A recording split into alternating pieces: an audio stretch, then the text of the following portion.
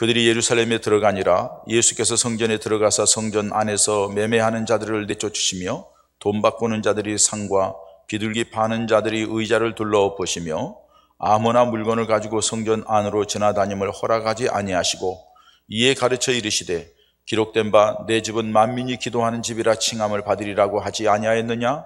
너희는 강도의 소굴을 만들었도다 하시매 대제사장들과 서기관들이 듣고 예수를 어떻게 죽일까 하고 꾀하니 이는 무리가 다 그의 교훈을 놀랍게 여김으로 그를 두려워함일러라. 아멘.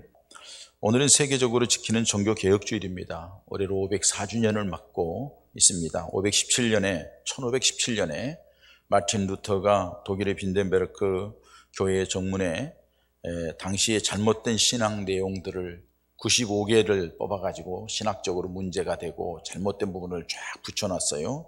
그것이 루터는 그렇게 크게 영향을 미칠 줄 몰랐어요. 근데 그것들을 보면서 그 반박문 때문에 이제 거기에서 깃발이 들었더니 불일처럼 일어나서 종교개혁이 일어나게 되었습니다.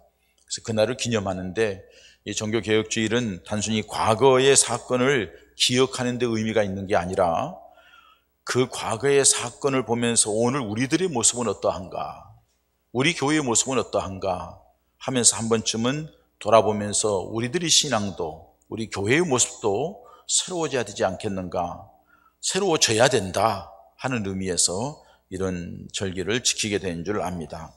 그렇기 때문에 사랑하는 여러분, 이 종교개혁이라는 것, 이 개혁이라는 말 자체가 참 힘들고 어렵습니다. 개혁이라는 것이 결코 쉽지 않은 일인데 왜 쉽지 않느냐 하면은 개혁을 위해서는 기존에 가지고 있는 습관, 관습, 제도 이런 것들 틀을 깨야 되거든요. 이 틀을 깬다는 게 쉽지가 않아요. 왜? 기득권자들이 있기 때문에. 자기들이 먼저 자리 잡고 있고 자기들이 그걸 가지고서 유익하게 누리고 있던 것들을 포기해야 되기 때문에 그것 때문에 개혁이라는 게 참 쉽지 않습니다. 집단 이기적인 것도 있고 또 개인의 이권이 개입되어 있어서 참 어려운 것을 볼 수가 있습니다. 그렇기 때문에 개혁한다는 것은 바르고 분명한 기준이 있어야 한다는 겁니다. 그리고 그 기준 중심으로 하나하나 바꾸어 나가야 한다는 거, 이게 개혁이죠. 어떤 정부든지 정부가 새로 들어서면은 우리는 새롭게 하겠다, 개혁하겠다 하면서 막 하죠. 그런데 그 개혁이 대부분 실패하는 게 왜 그러냐 하면은 다 자기들 이익을 위해서 하는 거예요. 자기 당을 위해서 하는 거고 자기 이권, 자기 뜻을 이루기 위해서 하는 거예요. 그러니까 그 계획이 엉망진창이 되어버리는 거예요. 계획이 아니라 더 악하게 만들어지는 그런 안타까운 모습들을 현재에도 보고 있습니다. 그렇기 때문에 우리도 마찬가지죠. 개혁하면은 누구의 이익을 위해서, 누구를 위해서가 아니라 사람 중심이 아니라, 여러분, 우리 종교개혁, 우리 신앙개혁이라는 것은 하나님 앞에 어떤 모습이 돼야 되겠냐는 거예요. 주님이 원하는 것이 뭐냐는 거예요. 주님이 기뻐하신 뜻이 무엇이냐는 거예요. 아니, 하나님의 말씀에 우리에게 요구하는 것이 무엇이냐는 거예요. 그것을 향하여서 나아가는 것, 그게 개혁이에요. 그것을 하려고 하니까는 하나하나 정리해야 되고 끊어야 되고 바르게 써야 되고, 이게 힘든 거예요. 우리 세례받는 분도 내 삶 속에서 뭔가를 정리하고서 하나님의 자녀답게 되어가지고 살아야 되기 때문에 그게 힘든 거예요. 그래서 세례를 머뭇거리기도 하고 그러는 거예요. 진정한 우리 신앙개혁, 종교개혁이라는 것은 사람의 어떤 목적이나 뜻을 위하는 것이 아니라 하나님을 향하여 바르게 서가는 것, 그것이 중요하다 하는 것을 말씀을 드립니다. 그래서 우리나라도 우리 하나님께서 은혜를 주시어서 이만큼 크게 부흥하고 성장해가지고 오늘까지 왔습니다. 여러분 보세요. 우리나라 일제강점기 때 나라가 초토화됐죠? 나라를 잃어버렸으니까요. 국민들이 얼마나 피폐했나요? 근데 그때에 복음이 들어와가지고 우리나라에 복음이 점점점 퍼져나갔고요. 6.25 사변이 있어가지고는 온전 나라가 완전히 풍비박살났죠.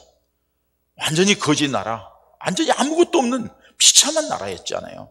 그런데 여러분, 그 와중에도 하나님의 종들이 기도하고 성도들이 그냥 얼마나 기도했는지 몰라요. 보릿고개 가운데에서도, 힘들고 어려운 가운데서도 어느 정도였느냐? 여러분, 기도원 가면은요, 휴가를 기도원으로 갔으니까요. 그리고 기도원에 저녁 7시부터 월요일 저녁부터 집회예요. 그런데 늦게 가면 자리가 없으니까 2시부터 가는 거예요. 2시부터 가서 자리 잡아요. 자리 딱 잡아놓고 텐트를 칠 자리 잡아놓고 밥 먹을 자리 잡아놓고 그리고 나서 거기서 쉬었다가 성경 보다가 집회에 참석하는 거예요. 그러기 위해서 토요일 새벽까지 하는 거예요. 누가 원해 명령한 것도 아니에요. 누가 하라는 것도 아니에요. 다 자발적으로. 그렇게 해서 한국 교회에 성령의 역사가 일어나고 폭발적인 부흥이 일어났어요. 여러분, 우리나라 아무것도 없는 상황 속에서 자원이 있어요? 뭐가 있어요? 아무것도 없어요. 땅덩어리도 작은 데다가. 이 작은 땅덩어리에 그렇게 폐허가 된 나라에서, 유엔에서 원조를 받던 나라에서 원조를 하는 나라로 바뀐 나라는 세계에 유일하게 대한민국밖에 없어요. 세계의 초토화된 나라에서 세계 12, 11위의 경제대국이 된 것, 놀라운 일입니다. 그런데 이 놀라운 일들이 어디에서부터 일어났을까요? 하나님의 교회에서부터 일어났다고 해요. 다른 설명할 방법이 없어요. 교회가 부흥하고 교회가 하나님의 은혜를 사모하고 성도들이 믿음으로 살려고 몸부림치고 하나님의 영광을 위해 살려고 하고, 그래서 한국 교회가 어렵고 힘들지만은 선교사를 세계의 두 번째, 미국 다음으로 파송하는, 인구 대비로 의해서는 우리나라가 최고예요. 첫째예요. 그렇게 복음을 위한 열정이 있었기에 하나님께서 이 땅에 복을 주시어서 상상할 수 없는 놀라운 기적과 같은 축복이 이 땅에 있게 되었다는 거예요. 그런데 여러분, 시간이 지나가면서 이 나라의 목회자들이, 장로들이, 성도들이, 교회들이 점점점 퇴색돼 가고 있어요. 점점점 변질되었어요. 이제는 그 변질되고 퇴색된 모습을 느끼지도 못하면서 살아갈 정도가 되었어요. 이런 것들에 대해서 예언이라도 하듯이 영국의 유명한 강해 설교가 데니스 레인 목사님은 벌써 한 15년에서 20년 전에 한국교회를 향하여 뼈 있는 충고를 했습니다. 이렇게 말을 했습니다. 한국교회는 큰 부흥과 성장을 이루었다고 자랑하지 말아야 합니다. 개혁을 통하여 변하지 않으면 시대 속에 버려진 창고나 박물관이 될 수 있다는 사실을 심각히 여겨야 합니다. 100년 전 영국은 한국과는 비교할 수 없을 만큼 교회의 전성기를 누렸습니다. 그러나 그 화려하고 자랑스럽던 영국 교회가 지금은 텅텅 비어있고 박물관이 되어가고 있습니다. 앞으로 50년 혹은 100년 후 한국 교회가 지금의 영국 교회 같이 되지 않는다는 어떠한 보장도 없습니다. 마치 우리 한국 교회를 예언이나 한 것처럼 성도들이 그렇게, 목회자들이 그렇게, 교회들이 그렇게 변질되어 가고 약해져 가는 그런 모습들을 얘기하면서 한국 교회가 계속되게 개혁되어져야 한다는 사실입니다. 그렇다면 이 종교개혁주일에 우리가 개혁돼야 될 부분은 무엇일까요? 개혁되지 않으면 여러분 죽습니다. 개혁되지 않으면 망합니다. 개혁되지 않으면 존재 가치가 상실됩니다. 개혁되지 않으면 계시록의 에베소 교회에 말씀한 것처럼 하나님이 촛대를 옮긴다고 그랬습니다. 그러면 그 나라가 비참한 나라가 되고 망한 나라가 되어버리고 말 것입니다. 그렇기 때문에 반드시 개혁되어야 합니다. 어떻게 개혁되어야 할까요? 마틴 루터의 개혁하는 과정을 보면 알 수가 있는데, 첫 번째는요, 우리 자신이 개혁되어야 돼요. 목사가 개혁되어야 되고 장로들이 개혁되어야 됩니다. 한국교회는 목사, 장로들이 문제입니다. 권사들이 개혁돼야 돼요. 항존직들이 개혁돼야 돼요. 교사들이 정신 차려야 돼요. 구역장들, 기관장들 그냥 이름만 가지고 있고 정신 차려야 돼요. 여러분, 종교개혁, 신앙개혁은 마틴 루터가 1517년에 개혁을 한 것은 다른 큰 데서 난 게 아니라 자기 자신에서부터 시작되었다는 사실이에요. 마틴 루터가 자기 안에 있는 죄 문제를 어떻게 이걸 해결할까 고민이 생겼어요. 자기가 사제이지만은 자기 자신의 내면에 있는 이 죄 문제를 해결하기 위해서 몸부림치면서 이 문제를 해결하기 위해서 로마 천주교에서 제시하고 있는 여러 가지 방법을 다 시도해요. 금식도 해보고 무릎 꿇고 계단을 올라가면서 고행도 해보고 여러 가지를 해봤지만, 그러나 자기 마음이 시원하지가 않아요. 이게 해결되지 않아요. 그러던 1513년 어느 날 위텐베르크 교수 연구실 탑에 있는 골방에서 시편 강의를 준비하던 중에 일정일대의 회심을 체험합니다. 로마서 1장 17절 말씀을 묵상하면서 복음에는 하나님의 의가 나타나서 믿음으로 믿음에 이르게 하나니 기록된 바 오직 의인은 믿음으로 말미암아 살리라 함과 같으니라, 이 말씀을 접합니다. 전에도 접한 말씀이지만 이 번민 속에서 이 말씀을 접하면서 그가 깨닫습니다. 아, 복음으로 말미암아 의롭게 되는구나. 복음이 뭐예요?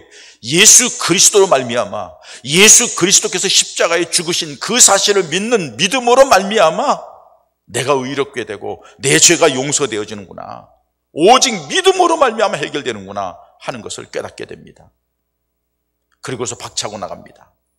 오직 예수, 오직 믿음이라고.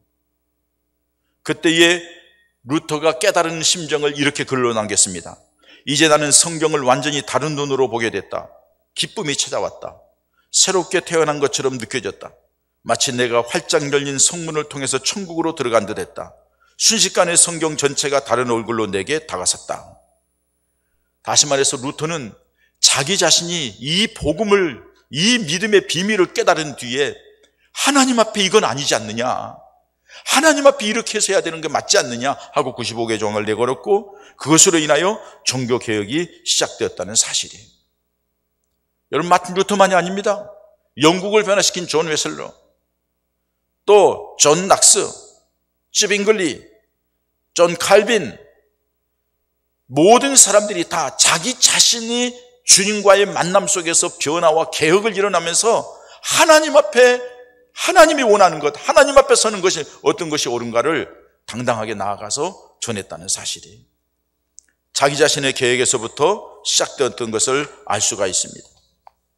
여러분, 오늘날 교회가 여러 가지로 퇴색되고 탈선하고 잘못되었다고 사람들이 말을 합니다. 그런데 여러분, 교회는 무엇입니까? 교회는 하나님의 부름받은 사람들의 모임을 교회라고 하는 거예요. 그러니까 여러분들 개인이 다 이 자리에 와서 예본 교회라고 하는 이 교회를 이루는 거예요. 그렇기 때문에 이 교회가 새로워지기 위하여서 가장 먼저는 우리 자신들이 새로워져야 한다는 사실이에요. 우리 자신이 결단을 해야 한다는 거예요. 여러분들 한번 생각해 보세요. 개혁이라는 것은 본래로 돌아가는 거예요. 본질로 돌아가는 거예요. 그래서 마틴 루터가 캐치프레이즈로 딱 낸 게 뭐냐? 초대교회로 돌아가자는 거예요. 성경 말씀으로 돌아가자는 거예요. 본래로 돌아가자는 거예요. 여러분, 우리가 일하는 사람들을 보면은요, 일할 때 나름대로 경각심을 주고 뭔가 깨닫게 하기 위하여서 처음에 임관될 때, 처음에 임직을 받을 때를 상기시킵니다. 경찰 공무원들이 경찰관에서 임관될 때에 내가 어떤 자세로 경찰 공무원을 하겠다 하는 것을 되새겨 보는 거죠. 간호사들에게 내가 간호사로서 일을 해왔는데 내가 처음 그때 어떤 마음을 가지고 간호사 하려겠나 하는 걸 생각해 보는 거죠. 나이팅게일 정신 가지고 하겠다는 것을 생각해 보는 거죠.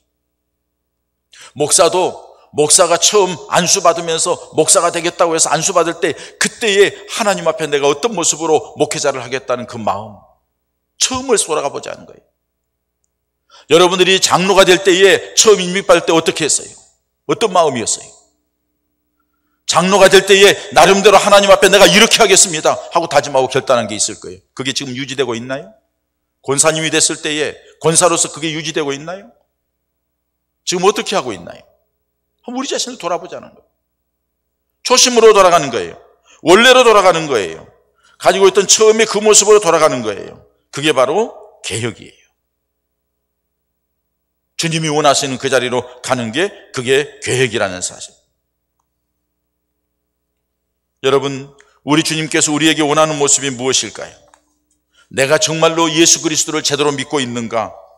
내가 어떻게 구원받았는가? 나는 구원받은 하나님께서 그 원하신 뜻을 이루며 살고 있는가? 주님이 내게 맡기신 사명, 주님이 나에게 기대를 가지고 있는 것, 그것을 내가 얼마만큼 이루고 살고 있는가? 한번 돌아볼 필요가 있다는 거예요. 그래서 처음에 은혜 받았을 때에, 처음 구원받았을 때에, 오늘 이경자 성도님이 오늘 세례를 받으면서 내가 세례 받았을 때 하나님 앞에 결단했던 그 마음, 여러분들 다 그거 있었을 거예요. 그 모습이 지금 얼마나 퇴색되었는지 한번 살펴보십시오. 그렇기 때문에 여러분들에게는 하나님의 역사가 없는 거예요. 하나님이 그나마 꺼져가는 심지 끄지 아니하고 상한 갈 때 꺾지 않으니까 지금까지 버티고 있는 거지, 하나님께서 야, 너 안 되겠다, 촛대를 옮겼다 하면 이미 이 세상 사람이 아닐 수가 있어요. 아직도 하나님이 기대를 가지고 우리 변화된 모습을 기대하고 있다는 것을 말씀해 주고 있는 겁니다. 우리 자신의 믿음의 열정이, 주님을 향한 거룩한 열정이, 주님을 향해서 구원받은 그 구원의 감격이, 하나님을 향한 그 처음의 첫사랑이 다시 살아야 될 줄 믿습니다. 다시 일어나야 될 줄 믿습니다. 그게 믿음 생활이에요. 그게 종교 개혁이에요. 그게 신앙 개혁이에요. 그거 아울러 교회 개혁이 있어야 됩니다. 교회는 주님이 세우실 때에 이 세상의 죄악된 인생을 구원하기 위한 방주로 세웠습니다. 교회가 방주 역할을 해야 되는 거예요. 세상 사람들을 다 받아들여서 살리려고 하는 방주 역할을 해야 돼요. 우리끼리만 잘 먹고 잘 살고 우리끼리만 잘 지키고, 그게 아니에요. 오늘 기관별로 모이면은 새로운 가족들, 초신자들, 믿음이 약한 자들을 특별히 여러분들이 관심을 가져야 돼요. 그분들이 이 교회에서 영적으로 풍성함을 누리고 구원의 기쁨과 감격을 누릴 수 있도록 여러분들이 만들어줄 필요가 있다는 사실이에요. 그래서 우리 스스로가 하나님 앞에서 모였을 때 우리 교회가 주님 보시기 아름다운 모습으로 바뀌어져야 한다는 사실이에요. 그리고 이 교회에서 하나님 앞에 예배 드릴 때에 그 구원받은 백성들이 구원의 감격 속에서 하나님 앞에 예배 드리는 것이 이 교회가 되어야 된다는 거예요. 오늘 본문 말씀 보면 하나님께 제사 드리려고 온 사람들이, 그 사람들에게 장사를 하는 제사장들, 레위인들을 봅니다. 하나님이 이 성전의 바른 모습이 아님을 인하여서, 하나님이 원하는 성전의 모습이 아닌 걸 예수님께서 상을 뒤집어 엎고 의자를 집어 던지고 노건으로 채찍을 만들어서 그냥 후려치면서 다 내쫓았어요. 주님이 원하는 모습이 아니라는 거죠. 여러분, 우리들이 예배는 어떻게 예배드리고 있습니까? 코로나 때문에 위축되고 눈치 보고 아직도 그렇게 방황하고 있습니까? 여러분, 코로나가 뭡니까? 코로나 때문에 그렇게 위축된다 하면은 우리 주님보다도 코로나가 더 셉니까? 우리 하나님보다 코로나가 더 셉니까? 코로나도 하나님께서 우리 인생의 과정 속에, 우리 신앙생활의 과정 속에 우리의 연단과 훈련을 향하여 주신 과정인 줄 압니다. 하나님의 손에 있다는 거예요. 할렐루야. 하나님께서 역사하시는 거예요. 하나님의 능력을 믿지 못하고 세상의 여러 가지 제도나 세상의 여러 가지 억압이나 아니면 병마의 코로나의 질병이나 이런 것 때문에 눈치 보면서 쭈뼛쭈뼛 한다고 하면은 벌써 우리들이 영성이 쇠해졌다는 거예요. 우리 믿음이 약해졌다는 거예요. 우리 믿음이 주님 중심에서 지금 뭔가 육신적인 생각과 세상적인 방법과 과학적인 것에 의하여서 지금 지배를 받고 있다는 안타까운 모습을 말해주고 있어요. 물론 여러분, 중요합니다. 잘 그것 때문에 예방하고 잘해야 됩니다. 예방 철저히 하면서 하나님 앞에 예배는 쉬지 말아야 한다는 거예요. 하나님 앞에 예배 드리는 것은 최선을 다하여 예배 드려야 한다는 것입니다. 예배는 어떤 형식을 갖추고 있는 것도 필요하지만 더 중요한 것은 하나님 앞에 우리를 드리는 거예요. 예수님께서 우리를 위하여 십자가에 달려 죽으심으로 어린 양이 되어서 제물이 되어서 돌아가셨어요. 그러므로 말미암아 우리에게 그 믿음을 주시고 구원받은 하나님의 자녀가 되게 했어요. 이제는 그 예수 이름으로 우리가 한 자리에 모이는데, 이 자리에 모여서는 주님 앞에 우리가 제물이 되어 주님, 내가 여기 있습니다. 나를 통하여 영광 받으시옵소서. 내가 여기 있사오니 주님 나를 받으시고 주님의 뜻을 이루시옵소서 하고 주님을 바라보며 주님께 나를 드리면서 산 제물이 되는 것이 우리의 예배인 줄 믿습니다. 그때에 주님께서 함께 하시고 역사하시고 은혜를 주시어서 또 다른 하나님의 놀라운 역사의 주인공으로 이끌어가게 될 줄 믿습니다. 그렇게 예배가 회복되고 교회의 모습이 교회의 모습다운 모습으로 바뀌어지기 위해서는 우리 성도들이 은혜를 받아야 되는 거예요. 새로워져야 되는 거예요. 그래야만 이 세상을 향하여서 새로운 모습으로 보여지는 거예요. 그래서 우리 106회기 총회 주제를 그렇게 정했어요. 복음으로 교회를 새롭게, 세상을 이롭게. 먼저 교회가 새로워져야 된다. 교회가 새로워지는 것은 뭐냐? 복음으로만 가능하다는 거예요. 예수 중심으로 가능하다는 거예요. 주님을 믿는 믿음으로만 가능하다는 거예요.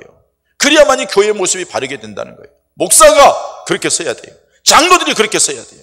교회 권사들이, 항존직들, 난수집사들, 교회 일꾼들이 그렇게 써야 돼요. 예수 중심이 돼야 되고 말씀 중심이 돼야 되고 성령으로 충만해야 되고, 그래서 우리가 하나님 앞에 바르게 서는 믿음의 사람이 될 때에 우리 교회가 새로운 교회가 될 줄 믿습니다. 그런 교회가 되어야 될 줄 믿습니다. 그래야 주님이 이 자리에 함께 하시면서 초대교회처럼 기적이 나타나고 능력이 나타나고 성령의 역사가 나타나고 그런 은혜가 있어야 될 줄 믿습니다. 그래야지 그 믿음을 가지고 세상을 이롭게 하는 거예요. 주변 사람을. 저 교회에 하나님이 살아계셔. 저 교회 가면 놀라운 역사가 나타난대. 치료된대. 회복이 있대. 마음의 평안을 얻는데, 인생의 문제가 해결된대. 삶이 변화된대. 그런 모습이 이 교회 안에서, 이 성전 안에서 이루어져야 될 줄 믿습니다. 주님이 원하는 게 그거예요. 주님이 세우신 교회의 모습이 그거예요. 초대교회 보세요, 여러분. 세워진 데마다 그런 역사가 나타났어요. 심지어는 가정에서 예배드리는 고넬료의 집에도 성령이 임하는 놀라운 역사를 볼 수가 있습니다. 이제는 여러분 영적인 회복이 있어야 한다는 사실이에요. 우리가 신앙생활을 하면서 오늘 말씀을 기억해야 될 것은 교회에서 신앙생활하는 것이 인간의 욕망, 인간의 필요를 채우기 위해서 교회 생활하는 것이 아니라는 겁니다. 교회 와서 돈이나 바꿔주면서 돈 받고 재물 팔아먹고 더 나은 돈 받고 그런 역할을 하기 위해서 교회에서 그렇게 하면 안 된다는 거예요. 다른 말로 표현하면 우리 믿음 생활은 우리들의 육신이나 우리 건강이나 자녀들이 앞길이나 출세를 바라보고 내 사업 잘 되고 부자 되기를 바라보면서 예수를 믿는다. 여러분, 그 정도로 하나님을 믿는다는 것은 그는 무당에게 찾아가는 것과 똑같습니다. 샤머니즘적인 신앙에 똑같습니다. 돌부처에게 가서 비는 거나 똑같습니다. 우리 주님이 원하는 건 그게 아니에요. 우리 주님이 원하는 것은 정말로 하나님이 살아계신 하나님 앞에, 예수님이 내 죄를 위하여 십자가에 돌아가신 그 놀라운 은혜 앞에 감사해서 주님 앞에 예배를 드리는 거예요. 산제사로 예배를 드리는 거예요. 그러면은 그 예배를 하나님이 받으시고 이 교회 안에서 여러분들의 필요를 채워주시는 거예요. 거꾸로 가면 안 돼요. 거꾸로 가면 안 돼요. 주님 바라보시기 바랍니다. 주님 붙잡으시기 바랍니다. 주님을 기쁘시게 하기 바랍니다. 주님을 영화롭게 하시기 바랍니다. 주님의 뜻을 이루려고 몸부림치시기 바랍니다. 그러면은 주님께서 여러분들에게 임하여서 네가 나를 위하여 그렇게 했으니 내가 너에게 건강 줘야 되겠구나. 내가 너에게 필요한 물질 줘야 되겠구나. 내가 네 앞을 책임져야 되겠구나. 내가 네 자식들을 네가 기뻐하는 그 일, 네 자식의 일 내가 해결해 주마 하고 주님이 역사하신다는 사실이에요. 그래 여러분, 교회의 본래 모습, 예수님이 주인이시고 그 주님을 찬양하고 그 주님께 영광 돌리는 그 모습으로 바뀌어져야 될 줄 믿습니다. 그렇게 되면은 우리 하나님의 놀라운 은혜가 우리 교회에 임하게 될 줄 믿습니다. 그런 은혜가 있기를 소망합니다. 우리 모두가 그렇게 예배하고 그렇게 주님을 바라보고 그렇게 주님 중심이 되어서 주님께서 함께 하시는 증거들이 예배 시간마다, 기도 시간마다, 모일 때마다 있어지기를 바랍니다. 내일부터 이제 다니엘 기도회가 시작됩니다. 32년 차 8시부터 10시까지입니다. 여러분 바쁘시지요? 피곤하시지요? 여러분들이 바쁘다고 피곤하다고 얘기하는 도중에 육신적인 연약함, 육신적인 피로를 채우기 위해서 그렇게 몸부림치는 도중에 과정 속에 여러분들의 영혼은 다 시들었습니다. 여러분들의 영혼은 병들었습니다. 여러분들의 영혼은 영적인 감격을 잃어버렸습니다. 하나님의 말씀에도 들려지지 않습니다. 하나님의 책망에도 깨닫지를 못합니다. 점점점 죽어가고 있지 않느냐는 겁니다. 이게 너무나도 안타까운 거예요. 이건 아니잖아요. 우리 믿음이 정말 이건 아니잖아요. 여러분, 우리의 믿음이 세상을 이기는 믿음이 우리의 믿음인 줄 믿습니다. 세상을 이기는 건 우리 믿음이라고 주님이 말씀했어요. 세상의 은혜와 축복, 세상에서 승리하는 것도 우리 믿음이라고 말씀했어요. 그 믿음이 뭐예요? 주님이 함께하는 믿음이에요. 주님이 함께하는 사람은 주님을 바라보는 사람이에요. 그때 주님께서 역사하실 줄 믿습니다. 그렇기 때문에 여러분, 우리가 그냥 머물러 있어서는 안 됩니다. 힘들어도, 안 쓴 근육 쓰려니까 얼마나 힘들어요. 힘들어도 나가야 됩니다. 힘써야 됩니다. 목사님들 가운데 카톡으로 와요. 오늘 한강 8,000보 걸었다고, 오늘 탄천 10,000보 걸었다고, 어떻게 해서 그렇게 걸어갔다고. 왜? 당뇨 때문에 걷지 않으면 죽으니까 살기 위해서 걷는다는 거예요. 여러분, 기도하지 않으면 죽습니다. 예배드리지 않으면 죽습니다. 하나님 앞에 가까이 나오지 않으면 망합니다. 죽습니다. 왜 그걸 모릅니까? 육신적인 것만 그렇게 중요합니까? 그 모든 것들이 주님의 손에 있다는 걸 왜 모릅니까? 주님께서 말씀하십니다. 나를 사랑하는 자가 나의 사랑을 입고 나를 간절히 찾는 자가 나를 만날 것이며 나를 사랑하는 자에게 내가 재물을 맡기리라고 말씀하십니다. 부자 되기를 원하십니까? 주님 사랑하십시오. 믿음으로 하나님께서 그 믿음 안에 역사한다는 사실을 기억하십시오. 영적 감각을 회복하십시다. 영적인 풍성함으로 다시 나아가십시다. 주님과의 관계를 회복하십시다. 그냥 되지 않습니다. 여러분들이 뭔가를 포기해야 됩니다. 쥐었던 것을 놓아야 다른 걸 잡을 수 있어요. 세상 것을 놓아야 주님을 잡을 수 있어요. 육신의 것을 놓아야 영적인 걸 잡을 수 있어요. 그때 주님께서 여러분들에게 놀라운 회복이 있게 하시고 치유가 있게 하시고 성령의 감동이 있게 하시고 성령의 역사가 있게 하시고 그런 가운데서 우리 하나님의 역사를 체험하는 우리 교회가 되길 바랍니다. 여러분이 되길 바랍니다.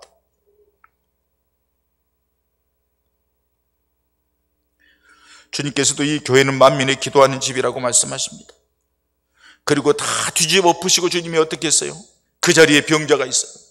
다 뒤집어 엎으시고 그렇게 이거는 아니라고 정리하신 뒤에 난장판이 된 자리에도 겉으로는 난장판이 되었지만은 그 안에 주님께서 원하시는 모습으로 바르게 서가는 과정이기에 그 자리에서 마태복음 21장 13절에서 15절 말씀은 똑같은 병행 구절이 나오는데 병자를 치료해 주십니다. 그리고 그곳에서 어린아이들이 찬송하는 모습이 나옵니다. 여러분, 우리 교회에서 예배가 살고 기도가 살고 영적으로 하나님과의 관계가 회복되고 믿음의 열정이 회복되므로 우리에게도 그런 치유의 역사가 있기를 바랍니다. 회복의 역사가 있기를 바랍니다. 변화의 역사가 있기를 바랍니다. 그래서 여러분, 여기에서도 새로운 찬송이 울려 퍼지고 감사가 울려 퍼지고 감격스러운 일들이 우리 가운데 나타나기를 바랍니다. 이제 우리 믿음의 생활을 바르게 분명하게 합시다. 오직 예수님 붙들고 십자가 붙들고 믿음으로 뚜벅뚜벅 걸어가십시다. 하나님의 말씀대로 들은 대로 본 대로 결단하여 나아갑시다. 하나님의 은혜로만 구원받고 하나님의 은혜로만 살 수 있다고 고백하고 그 은혜 속으로 한 걸음씩 나아가십시다. 우리 주님께서 사랑하는 여러분들을 죄악 가운데서 건져내셨습니다. 구원받은 하나님의 자녀로 삼으셨습니다. 세상 가운데서 여러분들을 그냥 버려두지 않을 것입니다. 주님을 찾으면 주께서 여러분들을 붙들어 주실 것입니다. 그런 놀라운 은혜의 역사가 우리 사랑하는 가족들에게 있어지기를 주님의 이름으로 축원합니다. 이 시간에 여러분 함께 기도하십시다. 주님, 내가 주님과 너무 멀어졌습니다. 내가 영적인 감각이 없어졌습니다. 영적으로 죽은 자가 되었습니다. 영적으로 시들어져 있습니다. 다시 주님 앞에 나가기를 원합니다. 다시 주님 붙들기를 원합니다. 지난날에 내게 주셨던 그 은혜, 그 놀라운 역사를 다시 맛보기를 원합니다. 하나님 은혜 베풀어 달라고, 이번 다니엘 기도회가 내게 기회가 되게 해달라고, 주님 나를 붙들어 달라고 이 시간 함께 기도하십시다. 할렐루야. 하나님 아버지, 은혜와 사랑을 감사합니다.